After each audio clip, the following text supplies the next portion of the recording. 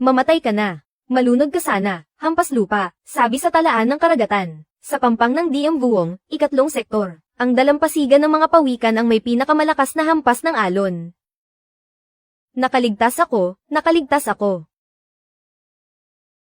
Diyos ko, isang mailap na Yumin to Kim NGAO. At magkapares pa sila. Ang bagay na ito, umaabot ng 15 taon bago lumaki ng 1 pulgada. Magkano kaya ang halaga nito? Noong nakaraan, nakakita ako ng 3 kilong ganito sa merkado ng pagkaing dagat sa lungsod. At naibenta iyon sa halagang 400 milyong dong. Ang dalawang ito ay tiyak na higit sa 5 kilo. Ang isa pa lang ay napakahirap ng mahanap kahit may pera ka. Ang kabuuang halaga ng magkapares na ito, ay aabot ng hindi bababa sa ilang daang libong dolyar. Akin yan, akin yan. Tunguyan, ang bahaging ito ng dagat ay sakop ko, kaya kung may nahanap ka sa teritoryo ko, ibig sabihin, akin ang bagay na yan. Lukwang, ang pampang ng DM Buong ay hindi kailanman nazama, sa kahit anong kontrata ng upahan. Karagatang internasyonal ito, kaya itigil mo na ang kalokohan mo rito. Kalokohan, dito sa nayon ng Donghai. Ang salita ko ang batas. Hindi ba't may utang ka pa sa akin? Na 70 milyong dong sa patubuan ko. Sige, ngayong araw ay magiging mapagbigay ako kahit minsan lang. Iwanan mo na lang ang magkapares na alimainggong ito pambayad sa utang mo. Para tabla na tayo.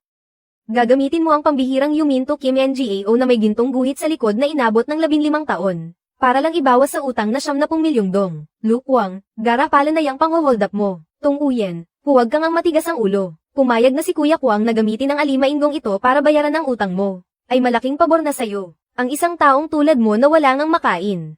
Kahit hawakan mo yan ay hindi mo rin naman maibibenta sa iba. Mabuti pang ibigay mo na lang kay Kuya Kwang. Para ang nangyari sa atin noon, ay hindi ko na isumbat pa sayo. Pwede pa nating simulan muli ang lahat.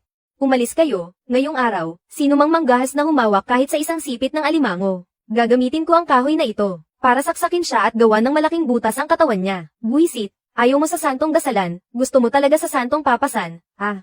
Agawin niyo sa kanya, bugbugin niyo hanggang mamatay. Ano man ang mangyari, ako ang mananagot. Ang pares ng Yumin to Kim NGAO na ito ay bibilhin ko sa huling presyo na 2 bilyon. At babayaran ko ng buo gamit ang cash. Ito. Lahat ba ng ito ay para sa iyo? Ganito ba talaga karami? Diyos ko, napakaraming magagandang bagay. Gaano kaya karaming magagandang bagay sa baryo ang maaaring ipalit dito? Hindi ko man lang magawang isipin, ang mga karaniwang tao na nagtatrabaho ng buong buhay nila, ay maaaring hindi man lang makakita ng ganito karaming mamahaling bagay. Saan ba galing ang babaeng ito? Ang lakas ng loob na pumunta rito sa baryo ng Donghai para sulutin ang negosyo ko. Sinasabi ko sa iyo, akin ang dagat na ito. May utang pa sa aking 70 milyon ang batang ito. Akin ang bagay na ito. Kung matalino ka, isama mo na ang mga tao mo at lumayas kayo rito. Lakas ng loob na saktan si Kuya Kwang. Mga pre, sugod. Ako ang general manager ng seafood restaurant na Mike Halen Tuan Duyet sa kabisera. Ako si Ruo Bing. 2 linggo mula ngayon, ang restaurant namin ay sasali sa bidding para sa karapatang mag-host ng marangyang cuisine event sa rehiyon ng Asia Pasipiko. Kaya kailangan namin ng pinakamataas na uri ng sangkap bilang pambato ng aming restaurant. Itong pares ng iyong Yumin to Kim NGAO. Ang laki nito, ang pagiging buhay na buhay, at ang kalidad nito ay ang pinakamataas na uri na nakita ko. Ay check mo, walang kulang kahit 1 sentimo. Para makakuha ng ganitong bagay ng buhay mula sa baybayin ng Dim Buong. At makaahon, talagang napakahusay mo. Karapat dapat ka talaga sa perang ito. 2 bilyon. Ang utang sa pagpapagamot ni tatay, sa wakas ay mababayaran ko na rin ng buo. Hindi ko na muling kailangang magtiis sa pangmamata ng iba para lang mabuhay araw-araw. Kaliwaan tayo. Tung Yuan, nakuha mo na ang pera. Kaya bayaran mo na sa akin ang 70 milyon. Kung hindi kita tatantanan. Tung Yuan, alam ko namang napakahusay mo talaga. Ang sinabi ko kahapon tungkol sa pag-cancel ng kasal natin, nagbibiro lang ako nun. Alam mo namang ikaw lang ang laman ng puso ko. Ngayong may pera ka na. Pwede na tayong bumili ng bahay at kotse sa lungsod. At magpakasal na rin sa wakas. Ako na ang magtatabi ng perang ito para sa'yo. Sinisiguro kong iingatan ko ito ng mabuti para sa'yo. Umalis ka nga rito, dumating na ang oras ko para lumaban. Ang galit na kinimkim ko sa loob ng 1 taon. Sa wakas, ngayong araw ay may lalabas ko na rin. Lukwang, ang mga utang mo sa akin, sa tatay ko. Oras na para magbayad ka. Anong balak mong gawin, ha? Sinasabi ko sa'yo, huwag kang gagawa ng gulo. Maraming tao ang nakatingin sa atin. Lukwang, hawakan mong mabuti ang mga gamit mo. Ang 90 milyong ito, noong taon na ginamit mo ang koneksyon mo para punitin ang permit sa pangingisda ng tatay ko, at sinira ang tanging ikabubuhay ng pamilya ko. Pinilit mo ang tatay ko na mawalan ng pera para sa pagpapagamot. Kaya naiwan siyang nakaretay sa kama hanggang sa tuluyan ng pumanaw. Ngayong araw, ibinabalik ko sa'yo ang lahat pati na ang tubo, mula ngayon. Wala na akong utang sa'yo kahit 1 sentimo. At ikaw din, Lamman, ito rin ay 90 milyon. Minaliit mo ako, noong pinunit mo ang kasunduan sa kasal sa harap mismo ng may sakit kong ama. Mula sa araw na ito, ang isang katulad mo, ay hindi karapat-dapat na makipag-usap sa akin. Bilib ako sa'yo, malinaw sa'yo ang utang na loob at paghihiganti. Ginoong Tong, malakas ang hangin dito. Pasensya na sa pag-abala, Pangulong Ta. Ginoong Tong, hawak ang napakalaking halaga na 2 bilyon. Balak mo bang lumipat sa lungsod para bumili ng bahay? O bumili ng mas malaking bangka? Hindi ako lilipat sa lungsod, at hindi rin bibili ng bangka. Pangulong Ta, naniniwala ka ba na sa loob ng 3 araw, ay maipapakita ko sa iyo at mamamangha ka sa uri ng pambihirang lamang dagat na higit pa sa 2 Kim NGAO? Saan mo naman balak hanapin yan? Gusto kong gamitin ang 2 bilyon, para bilhin ang inabandunang maitim na putikan na yon, na kahit mga ibon sa dagat ay ayaw dapuan. Matandang kapitan, gusto ko sanang arkilahin ang putikan ng Fonghak sa silangang bahagi ng nayon. Ito ang kabuoang bayad na inihanda ko para sa 15 taong pag-arkayla. Ano, Song Yuan, seryoso ka ba talaga? At hindi ka nilalagnat, gusto mong arkilahin ang Fonghak, Song Yuan. Hindi madali ang sitwasyon ng pamilya mo ngayon, I-ho. Tapos ngayon, nandoon ka pa sa mapanganib na batuhan. Dumaan ka sa napakaraming hirap bago mo nakuha ang perang yan. Kaya huwag ka namang padalos-dalos at pabasta-basta. Tatakan mo na, Kapitan, bilis, tatakan mo na para sa kanya. May tao nang ang nagmamadaling magdala ng grasya sa nayon natin. Bakit mo pa pinipigilan? Tong Uyen, akala ko pa naman noong nakilala mo yung babaeng CEO sa lungsod, ay magkakaroon ka na ng magandang negosyo. Buong araw kang nag-iingay, pero sa totoo lang, isang mahirap ka pa rin na bagay lang. Na magpakasasa sa putikan. May 2 bilyon ka na nga pero hindi mo man lang naisip ang bumili ng bahay sa lungsod. O magtayo kaya ng maliit na negosyo. Tapos pinili mo pang arkilahin ang abandonadong putikan na to. Talagang patapon ka na at walang pag-asa. Mabuti na lang at pinunit ko kahapon yung kasunduan sa kasal natin. Kundi, baka kasama mo pa rin ako ngayon dito sa mabahong kanal na to at nadadamay sa kahihiyan mo. Tong Uyen, parang minaliit ka ata ni Kuya Kwang noon. Hindi lang pala malakas ang loob mo, kundi parang napasukan na rin ng tubig dagat yung utak mo. Ikaw, na umarkila sa nakakalasong putikan na to, balak mo bang kumain ng mabahong putik araw-araw sa hinaharap? Lukwang, hindi na ba masakit yung mukha mo? Nawala ba agad ang pasa at pamamaga sa mukha mo? Hoy, lalaking may apelyidong Tong. Huwag kang masyadong mayabang. Hintayin mong maubos ang 2 bilyon mo sa nakakalasong putikan na yan. At malugi ka ng tuluyan. Sa oras na yon, lumuhad ka man sa harap ko sa dulo ng nayon para magmakaawa. Kahit isang mangkok na panglimos ay hindi ko ibibigay sa'yo, Kapitan. Tatakan mo na, simula sa sandaling ito, ang daan-daang ektaryang nakakalasong putikan na to, ay opisyal ng pagmamayari ko, nitong Uyen. Hanggal, isang malaking hanggal. Tingnan lang natin kung hanggang kailan ka magiging mayabang. Tara na, Kuya Kwang. Umaamoy ng mabahong putik ng kahirapan sa bahay na to. Nakakasuka pag naamoy mo. Tingnan na lang natin kung paano siya maghahirap at mabubang karote, pagkalipas ng 3 buwan, at kung paano siya tatalon sa dagat.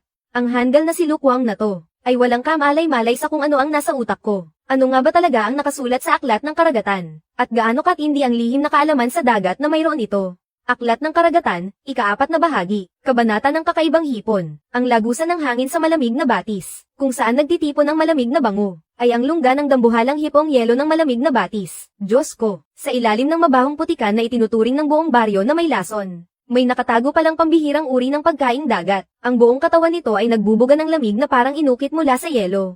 Ito nga ang dambuhalang hipong yelo ng malamig na batis. At base sa rami ng mga butas ng batis na ito, siguradong hindi lang iisa ang nasa ilalim, kundi isang buong kawan ng naglalakihang dambuhalang hipon. 1 bilyon para sa lupang may nakatagong kayamanan na to. Panalong panalo ako rito. Lukwang, Lamman. Buksan ninyo ang inyong mga mata at panoorin ninyo ako ng mabuti. Bukas na bukas pagkasikat ng araw. Ipapakita ko sa inyo kung ano ang tinatawag na yamang nagkakahalaga ng bilyon-bilyon na hinukay mula sa mabahong putikan. Tong Uyen, anong ginagawa mo rito? Pupunta ako sa putikan ng Fonghak. Ano? Sa putikan ng Fonghak, lati ang lumalamon ng tao yan. Noong nakaraang taon, may isang dayuhan na napunta roon. Hindi niya sinasadyang maapakan yun, kaya nabubulok na ang kalahati ng binti niya ngayon. Huwag nang pag-usapan ng tao. Kahit aso nga ay hindi mangangahas na pumunta roon. Ayaw mo na ba sa buhay mo? Mang Buwong, alam ko po ang ginagawa ko. Ang batang to talaga, nakatipon lang ng kaunting pera, kung ano-ano na ang kalokohang ginagawa. Ano namang makukuha mo sa basurang lugar na yun? Ang mapanganib na latian sa mata ng iba. Sa mga mata ko naman ay isang bundok ng ginto. Aklat ng Karagatan, ika-6 na bahagi, kabanata ng paghakbang sa putikan ng walang iniiwang bakas. Paggamit ng lakas laban sa lakas, pagpapakalat ng bigat para mabawasan ang diin sa ilalim. Ang inabando ng putikang ito, tinatahak ko lang na parang patag na lupa. Walang duda, ito nga ang amoy na yun.